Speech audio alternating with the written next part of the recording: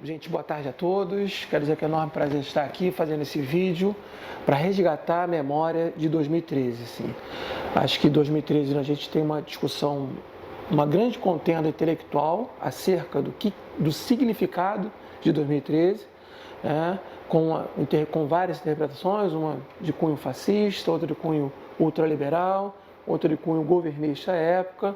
Eu vou estabelecer aqui uma interpretação que busca resgatar o verdadeiro, não vou dizer verdadeiro, mas o real significado de 2013 a partir daquilo que os protestos fizeram na prática. Né? Então, o primeiro ponto é, qual era a pauta de 2013? Acho que essa é a grande pergunta. Né? Então, os protestos começaram em junho, né? Final de maio, junho, em São Paulo, Rio de Janeiro, mas antes já tinha tido protesto em Porto Alegre, né? No início do ano de fevereiro, já tinha tido a revolta do Buzum em Salvador anos anteriores, já tinha tido outros protestos no mesmo cunho em Florianópolis, né? Mas em junho de 2013 foi quando ganhou uma dimensão nacional e a partir daí praticamente todas as cidades do Brasil, todas as capitais e praticamente todas as grandes cidades do país, várias pessoas foram para as ruas fazer manifestação, reivindicando direitos, reivindicando uma série de fatores. O start, ou seja, o início do protesto, em junho no caso, começou com o movimento Passe Livre, né? E portanto tem uma ideia de uma crítica contundente ao preço das passagens dos transportes públicos no país. Né? Assim, todos sabemos que tem os preços são exorbitantes. Né? Olha, só para poder esclarecer um pouco, no Rio de Janeiro, que é o ponto de onde eu estou falando, de onde eu tenho um conhecimento um pouco maior, a passagem de ônibus no Rio de Janeiro, do transporte público, e quando foi instaurado o Plano Real, em 1994, ela custava 30 centavos. Né? E depois, em 2013, ela estava a 2,70. Né? E aí, depois, ela aumenta para R$ 3,00, ou seja, você tem 1000% de aumento no valor da passagem dos ônibus, né, o transporte público aqui na cidade do Rio de Janeiro. Então, algo absurdo. Nesse mesmo período, você tem uma inflação de 365%, ou seja, tem 700% a mais de aumento do valor da passagem de ônibus público. E, evidentemente, a gente sabe que esse aumento de passagem, ele está muito ligado, os donos, né, das concessões de transporte público no Rio de Janeiro, eles acabam financiando campanhas de determinados políticos. Né? E isso acaba sendo uma moeda de toma lá da cá, e o governador ou o prefeito acaba autorizando o aumento em troca de financiamento de campanha e das diversas falcatruas que a gente já sabe que existe na política. Bom, dito isso, por que é importante estabelecer essa argumentação anterior? Porque a partir daí a gente tem uma justificativa para a manifestação. Ou seja, a manifestação não sai do nada. Ela tem uma pauta muito clara, que é inclusive a proposta do MBL, né, que é o movimento... MPL, né, o movimento Passe Livre, né, era do tarifa zero, ou seja, do transporte, que é o direito de ir e vir das pessoas que tivesse sendo contemplado para que todos pudessem, enfim, poder se deslocar dentro da cidade. Então, esse é um ponto. Bom, os protestos começam com poucos estudantes, né, poucos militantes, enfim, aí tem militantes de partido político, tem militantes de grupos anarquistas, tem militantes independentes, os mais diversos que vão organizar esses protestos. E desde os seus primeiros protestos, houve uma grande repressão policial. Né? Então, assim, essa enorme repressão policial sobre os estudantes, sobre os manifestantes que tinham uma pauta legítima, né? Isso, em alguma medida, vai potencializar o próprio protesto. De que maneira? Aliás, antes de a gente continuar, é importante falar um outro fato que é importante. A gente sabe dos oligopólios de comunicação de massa que existem no Brasil. E esse oligopólio, desde, enfim, muito tempo, até década de 90, até década de 2000, né? Ou seja, antes da popularização, seja das redes sociais e dos smartphones, né? Ou seja, dessa revolução tecnológica, a ampla maioria da população ela se informava apenas pelos oligopólios de comunicação de massa. Né? Ou seja, você, para saber se de um protesto que tinha acontecido, tinha que passar nas grandes televisões ou nos grandes jornais, etc. Com a popularização do smartphone e das redes sociais, esses protestos passaram a ser divulgados por essas redes. Então, por mais que tivesse a censura dos grandes oligopólios de comunicação, isso estava sendo visualizado por diversas pessoas, mas centenas, daqui a pouco milhares, milhões de pessoas passam a ter acesso a isso. E com o smartphone, que faz o que cada um de nós transforma num jornalista em potencial, você acaba filmando a repressão policial, e divulgava na rede social, e aquilo potencializou a indignação da sociedade brasileira. Bom, ao mesmo tempo, nos próprios protestos, nos primeiros protestos, sobretudo aqui no Rio, tinha uma das palavras de ordem, foi mais entoadas, era: a verdade é dura, a Rede Globo apoiou a ditadura. Então, que era entoada por diversos manifestantes, isso fazia com que a própria Rede Globo se sentisse acuada e que depois, num segundo momento, no primeiro momento ela ignorou que existiam os protestos. Depois, num segundo momento, ela tem que divulgar os próprios protestos, porque ela passa a ser contestada nos protestos e contestada, sobretudo, a sua censura a não mostrar que existiam protestos. Além disso, muitos jornalistas sofreram fortíssimas repressões das forças policiais nesses protestos. Então a Rede Globo e todos os outros demais canais tiveram que mostrar esses protestos para todo o Brasil, inclusive condenando, em alguma medida, a própria repressão policial. Bom, aí nesse momento há uma potencialização exacerbada do protesto, que alcança as mais diversas camadas sociais e que vão para a rua indignadas com o protesto policial, com a repressão policial, melhor dizendo. Bom, dito isso, aí a gente está falando de início de junho, 5 de junho, primeiros protestos, depois 13, depois tem 17 de junho, o protesto foi, que aqui no Rio de Janeiro devia ter mais 200 mil pessoas já na Rio Branco, no dia 17 de junho, foi o dia que foi considerado por muitos setores que participaram do protesto, setores mais combativos, como o dia da tomada da Alerj. Foi o dia que, nesses protestos, você tem um enorme quantidade de pessoas, muitos param na Cinelândia e outras vão para a Alerj. Por quê? Porque nos primeiros protestos, as grandes repressões aconteceram na Alerj, no entorno da Alerj, seja no dia 5 de junho, no dia 13 de junho, aqui no Rio de Janeiro. E parte dos protestantes, parte dos manifestantes foram para a Alerj. Quando chega na Alerj, há um confronto com as forças policiais, de novo, como tinha acontecido, só que a quantidade de manifestantes era muito superior de policiais e esses manifestantes, indignados com tudo que vinha acontecendo na história do Rio de Janeiro, na história do país, vão atacar a Alerj, inclusive. Porque a Alerj, como todos sabem, não é uma casa que representa literalmente os interesses populares. Infelizmente, ao longo da história, a gente tem várias explicações, vários trabalhos empíricos que mostram que os deputados ali, infelizmente, não estão atendendo os interesses populares, sim estão atendendo o interesse dos grandes capitalistas. Bom, nesse momento, a televisão mostra toda essa manifestação. Nesse dia, os indígenas da aldeia Maracanã fizeram uma grande fogueira em frente à Alerj, uma grande confraternização, teve jogo de capoeira em frente à Alerj, enfim, uma grande confraternização popular que significava aquilo um ataque a um Estado, um ataque a uma Assembleia que não representa os interesses dos trabalhadores historicamente. Isso amplamente divulgado. Depois, a outra passeata foi no dia 20 de junho. E essa foi a maior da história brasileira. Talvez só por ela era necessário que fizéssemos esse vídeo, que a gente resgate isso.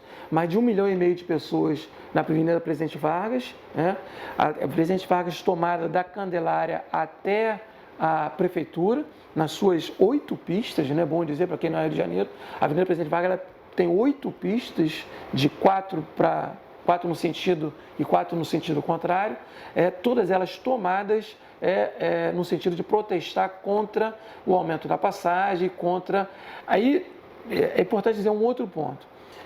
O início das manifestações acontece pelo aumento da passagem, mas depois outras pautas vão se agregando a essa questão.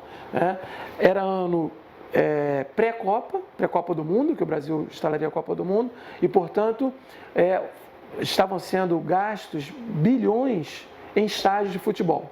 né? O próprio Maracanã, que já tinha sofrido reforma, gastou mais de 1 bilhão, o estádio em Brasília mais de 1 bilhão e vários outros pelo país afora, bilhões sendo gastos, enquanto faltava seringa em hospital público. Faltava maca, faltava leito, falta giz em escola pública, enfim, é um absurdo que se gaste tanto dinheiro com o estádio de futebol em detrimento de investimento naquilo que a gente pode chamar como direito social básico, né? Ou como, enfim, saúde, educação e outras, transporte e outras coisas necessárias, própria habitação, saneamento básico e por aí vai, que eu acho que é fundamental para a gente poder pensar numa sociedade mais igualitária.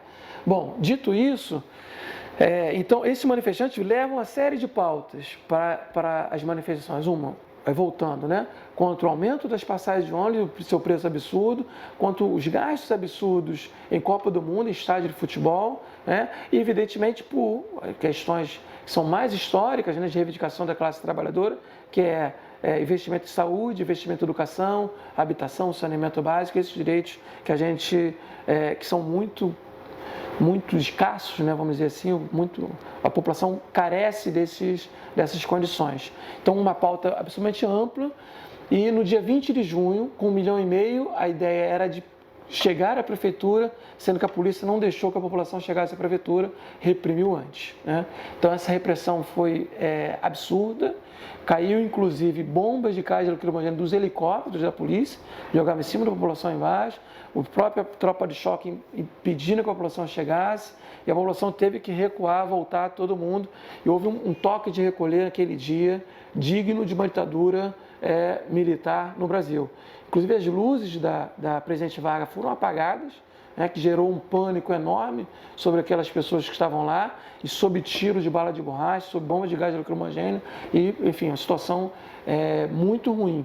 Então toda essa população de 1,5 milhão que estava aqui na presidente Vargas no Rio de Janeiro, teve que se dispersar, enfim, eu que mesmo que estava, não tinha transporte, não tinha como me locomover, eu fui parar na rodoviária, muito, para quem não é do Rio de Janeiro, muito distante daqui, mas correndo da polícia, correndo das forças de repressão que perseguiam a todos, inclusive aqui o IFIX, que é o Instituto de Filosofia e Ciências Sociais, também ficou refúgio de estudantes, mas a polícia também tacou bomba aqui dentro nesse dia. Foi realmente um dia de toque de recolher digno de uma ditadura militar, foi um dos piores dias. E aí, evidentemente, a população se afasta, né? Não tem como se sustentar protestos que você vai para os protestos e apanha e está passível de levar um tiro de bala de borracha, como várias pessoas levaram, ficar respirando gás lacrimogêneo durante muito tempo. Então, a grande quantidade de governados, vamos dizer assim, abandonam os protestos, deixam de estar nesses protestos e começa uma ofensiva midiática enorme, em comum acordo desses grandes oligopólios de comunicação de massa, que acabam defendendo uma única linha e para dizer que a parte da população, daqueles que resistiam aos ataques policiais, eram vândalos, né? Então, assim, cria a ideia do vândalo, e aí de que as pessoas não podiam estar perto, se associar a esses vândalos e dizer que a culpa de todos os problemas era desses vândalos, né? Eu estava pouco tempo lendo um livro, né, agora sobre os protestos, sobre a Ação Global dos Povos, né, que começou em Londres em 98 e que em alguma medida teve sua pausa em 2001 em Gênova. E o Ned Ludd, né, que é um dos organizadores dessa coletânea, estava explicando como é que aconteceram esses protestos enfim, nesse país, em Londres, começou em Londres, depois foi para Seattle em 99, Washington, Praga e depois em Gênova, Washington e Praga em 2000, em Gênova em 2001, enfim, mas esses protestos aconteciam sempre em torno da organização do G7, dos países, reunião do OMC, do FMI, desses países países maiores potências do mundo, né? Bom, então, o que aconteceu nesses protestos? O que o autor estava dizendo? Bom, é risível dizer que colocar a culpa nos chamados, no caso, black blocs, né? No caso que surgiram na Alemanha, mas que estavam com muita força nesse momento, é risível colocar a culpa nos black blocs como ação de violência, quando na verdade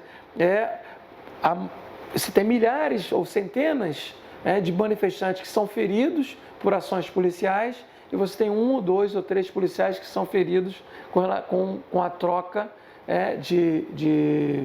com a resistência, vamos chamar assim, de determinados setores da passeata.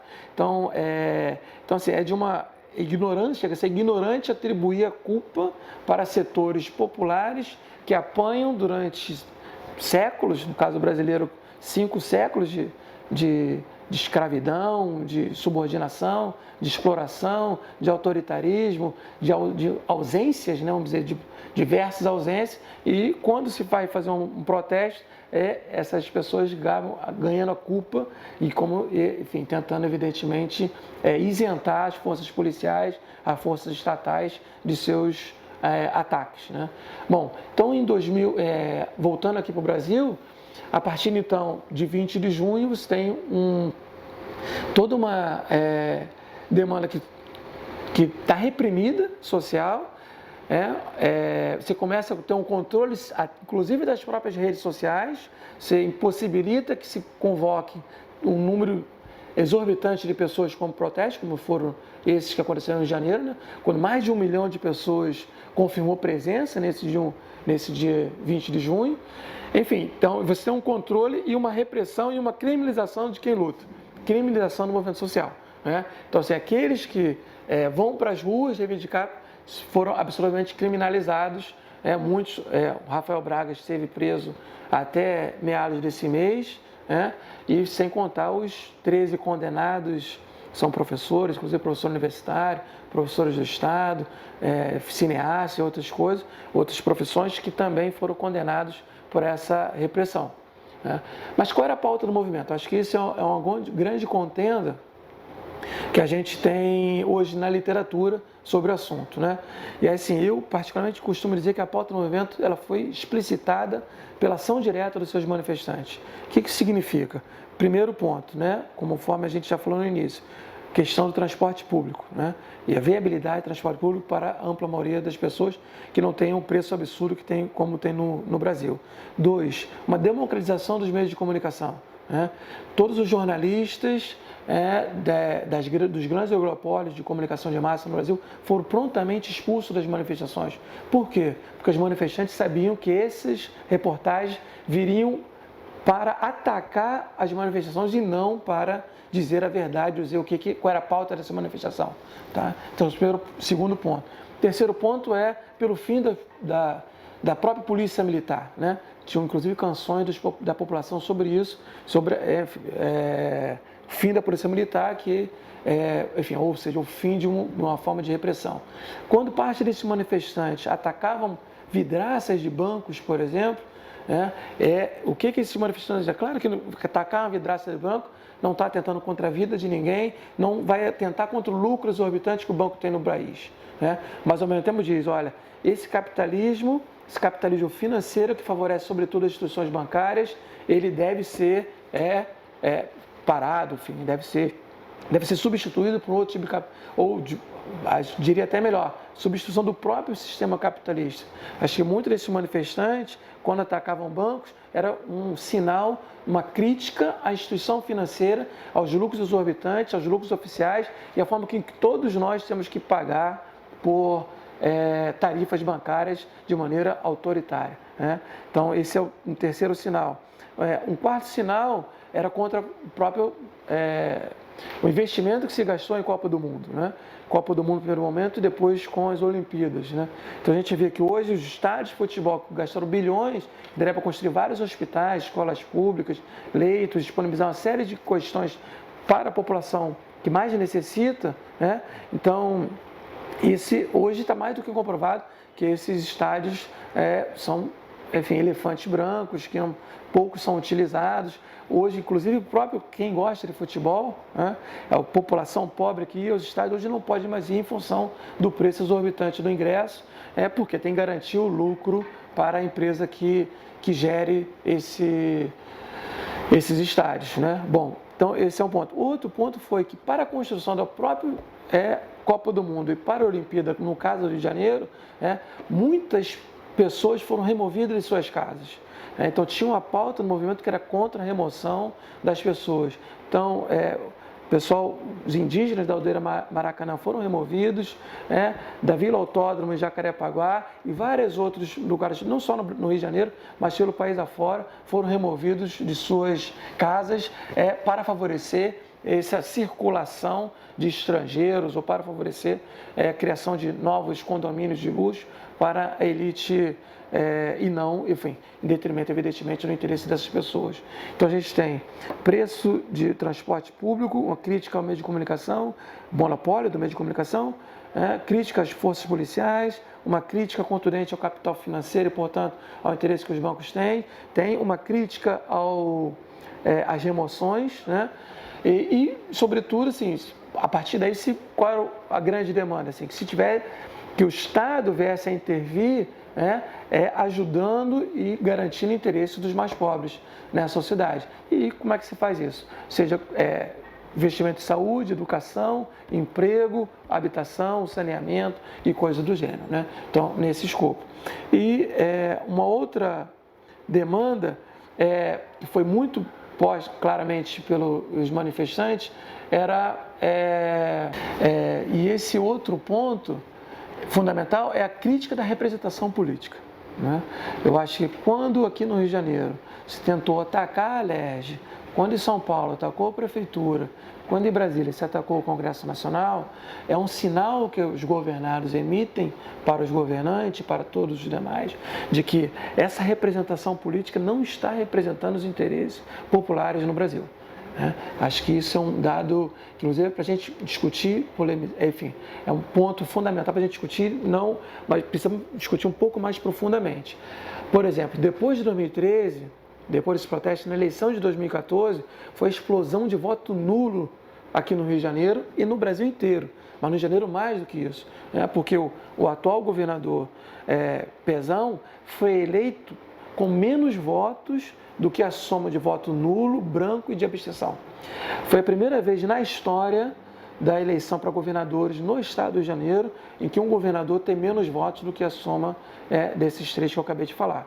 Isso é um sinal, né? É um sinal de que esses governantes não têm representado os interesses dos governados, não têm representado os interesses populares e, portanto, é um sinal, e não um sinal apenas brasileiro, né? Acho que é um sinal mundial, mas no Brasil com muita nitidez, esses governantes não representam os interesses populares, né? Isso dá para a gente discutir, enfim, perguntar a qualquer pessoa, você ter grande estudo para perceber isso. Bom, a partir daí, não existe nenhum mecanismo nessa chamada por antífrase, mas não concordo, democracia, de que aquele que vai representar os interesses da população tenha um compromisso com o que ele promete, com suas promessas de campanha. Não tem nenhum compromisso, né? Então, assim, ele promete o que ele quiser, livremente, e quando ele assume o cargo, ele simplesmente ignora tudo o que prometeu e atende interesse, seja dos banqueiros, né, dos grandes capitalistas, dos donos de frigoríficos, né, do Joesley Batista e por aí vai, né? Então, assim, você tem... esse é um outro fator que foi contundentemente expressada pelas manifestações de 2013. Essa é, ao meu ver, uma das principais leituras e depois comprovadas, né? Em 2016, por exemplo, o nosso atual prefeito, também, pela primeira vez na história, um prefeito foi eleito com menos votos do que a soma de brancos, nulos e abstenções na cidade do Rio de Janeiro, né? Então, assim, é um dado para a gente pensar. É um dado...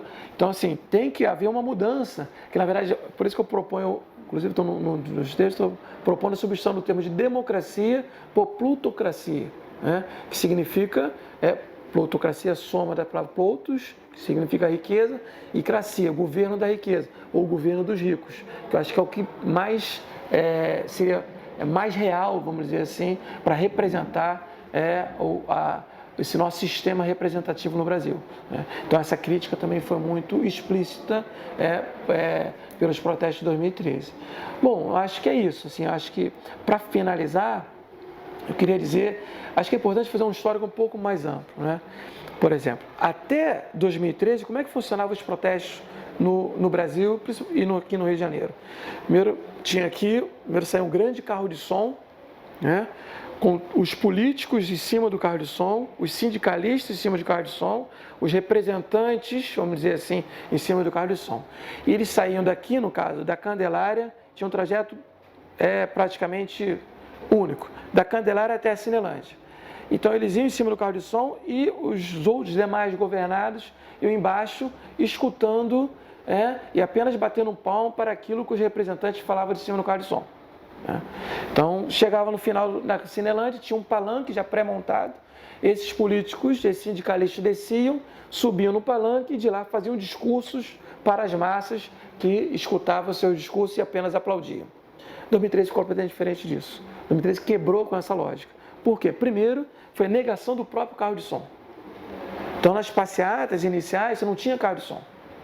Teve na 20 de junho, porque tinha 1,5 milhão, as pessoas botaram um carro de som lá, que inclusive um monte de besteiras eram faladas nele. Mas até então não tinha carro de som nas passeatas. E os próprios grupos políticos, que claro, tem vários grupos políticos na passeata, cada um cantava a sua palavra de ordem. Então, isso significa assim, uma autonomia entre os grupos políticos, dos mais diversos, organizados na passeata, cantavam suas palavras de ordem. Quando a palavra de ordem era comum a todos os grupos políticos, todos eles cantavam juntos. Então isso dava autonomia e dava um maior poder para essas pessoas participantes. Ao invés de ficar esperando a representação, esperando o comando, esperando quem mandasse, quem de cima do carro de som, quem de cima do palanque dissesse para as massas o que elas deveriam fazer, eles estavam fazendo pelas próprias mãos. Isso é um grande diferencial. E não diferencial, não é pouca coisa, é muito representativo, porque isso garante uma horizontalidade entre todos, garante inclusive também uma pulverização de demandas, ao invés da concentração em poucas pessoas, poucos iluminados representantes, enfim, que no fundo se colocam representantes, mas na verdade acaba não representando efetivamente a todos. Então, essa é uma demanda que foi fundamental. Bom, 2013 quebra com isso. A partir de 2013, qual o legado que a gente pode dizer de 2013? Primeiro, que em junho, dia 20 de junho, pela primeira vez na história, há um revogado. Ou seja, todos os governantes de todos os estados, inclusive daqui do Rio de Janeiro, teve que voltar atrás com relação ao aumento. Então, isso foi uma vitória do povo na rua. Então, isso demonstrou que o povo na rua podia fazer aquilo, podia fazer a manifestação, podia ganhar direito, podia reivindicar e tinha força, tinha poder. Esse é o primeiro ponto. Depois de 2013, o que nós tivemos até então? Ocupações nas escolas. Então, veja, de novo, quando os estudantes vão ocupar escolas, eles não estão pensando em representantes, eles estão fazendo com as próprias mãos. Isso numa perspectiva pode ser chamada de ação direta. Uma perspectiva anarquista, vamos dizer assim. Então, essa ação direta é construída pelas próprias mãos das pessoas que não precisam de representação. Então, o que esses estudantes fizeram, seja nas escolas públicas, seja inclusive nas universidades, é dizer, nós queremos isso, nós queremos aquilo, sem precisar de que a instituição A, B ou C fosse dizer por ela o que ela precisava. Então, acho que isso é um ganho extraordinário, que quebra as hierarquias sociais, e estabelece mais horizontalidade, mais participação e mais autonomia para essas pessoas. Um outro legado de 2013 foi a greve dos garis de 2014. Logo de fevereiro, no carnaval de 2014, logo após, a greve dos garis, só para a gente dar um exemplo, os garis, a direção sindical dos garis fez um acordo salarial com a prefeitura, um acordo muito rebaixado, que praticamente dava 1 ou 2%, pouca coisa, não me lembro exatamente, para os garis. Os garis não quiseram aquilo, a base se rebelou e fez a base dos garis fez a greve a despeito da orientação da direção sindical dos garis e a despeito do acordo que essa direção tinha realizado com a própria prefeitura. E ela manteve a greve por ela mesma. Ou seja, pegaram de novo, sem a representação, esses trabalhadores são dos mais precarizados no Brasil, no mundo, né, que trabalham com lixo e tudo mais. Então, eles mesmos mostraram, nós não precisamos desses representantes, nós vamos decidir aqui em assembleias, fizeram assembleias públicas, inclusive aqui na Cinelândia, e definiram a pauta do movimento. E não pararam com a greve até que tivesse a conquista dos seus direitos reivindicados. Foi uma grande vitória. Depois os rodoviários fizeram a mesma coisa, foi similar, direção sindical fez acordo com os patrões, um acordo rebaixado que não garantia os interesses dos seus trabalhadores, fizeram a greve, só que tem um porém. Toda essa forma de quebra de hierarquias, toda essa forma de quebra de centralização de poder, ela é vista como muito mal vista, vamos dizer assim, pelos grandes oligopólios de massa, por todos os governantes, por praticamente todos os partidos políticos, e criticam esses movimentos. É por isso que 2013 é muito criticado. Muitas pessoas dizem, 2013 não tinha centralização, não tinha pauta, não tinha comando, como inclusive o partido de esquerda falava, 2013 não tinha comando, é um absurdo. Como não tinha? Não é necessário ter comando para se ter pauta. A pauta, como eu falei, a pauta foi grande, explícita, e demonstrada pela ação direta dos seus manifestantes o tempo inteiro. Então, pauta tinha sim. Agora, não ter comando não pode ser visto como algo negativo, e sim como algo positivo. Bom, de 2013 para cá, então, o que acontece? Aí houve uma rearticulação dos setores mais conservadores da sociedade. Por quê? Quando se quebra hierarquias, quando se quebra comportamentos conservadores, quando se quebra todo tipo de preconceito, como 2013 teve, né? 2013 teve Marcha das Vadias, 2013 teve contestação da própria vinda do Papa aqui para o Brasil, 2013 teve tudo isso nesse único ano. E aí os setores mais conservadores da sociedade, eles acabam se rearticulando para frear o legado de 2013.